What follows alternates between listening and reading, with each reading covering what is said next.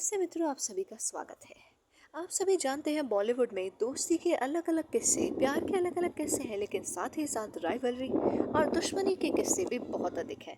ऐसे ही एक किस्सा है करिश्मा और रवीना टंडन। जब करिश्मा और रवीना टंडन में हुई थी इतनी जबरदस्त लड़ाई कि नोच डाले थे एक दूसरे के बाल भी उन्होंने। जानकर हैरान हो जाएंगे आप भी, वीडियो को अंत तक देखिएगा। इसलिए बॉलीवुड में ऐसे कई सितारे हैं जहां लड़ाई के सितारे काफ़ी मशहूर हैं।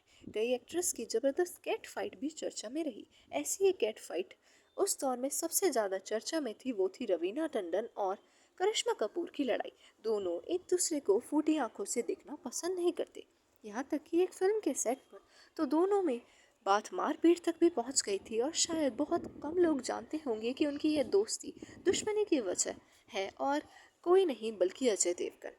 दोनों एक दूसरे से प्यार करते हैं, और तो सभी जानते हैं कि रवीना और करिश्मा दोनों 90 के दशक की सक्सेसफुल एक्ट्रेस थी। दोनों ने एक साथ कई फिल्में भी की, लेकिन कम ही लोग जानते हैं कि दोनों के स्टूडियो में रिलेशन अब अच्छे नहीं रहे हैं। दोनों ने एक दूसरे से इतनी नफरत की थी कि वो एक दूसरे की शक्ल देखना भी पसंद नहीं करती थी। एक बार तो फिल्म आतिश के सेट पर दोनों में किसी भी बात को लेकर तू मैं होने लगती थी कि दोनों एक दूसरे के बाल तक नोचने को तैयार हो जाती थी। इस बात का खुलासा फराह खान ने भी करण जौहर के शो कॉफी विद करण में किया था। करण ने जब फराह से स्केट फाइट को लेकर सवाल किया तो फराह ने कहा कि मैं करिश्मा कपूर और रवीना के साथ आतिश फिल्म का एक गाना कर रही थी, और दोनों में इतनी ज़बरदस्त लड़ाई हुई और लड़ाई इतनी बढ़ गई कि दोनों ने एक दूसरे को अपने विग से मारना शुरू कर दिया था।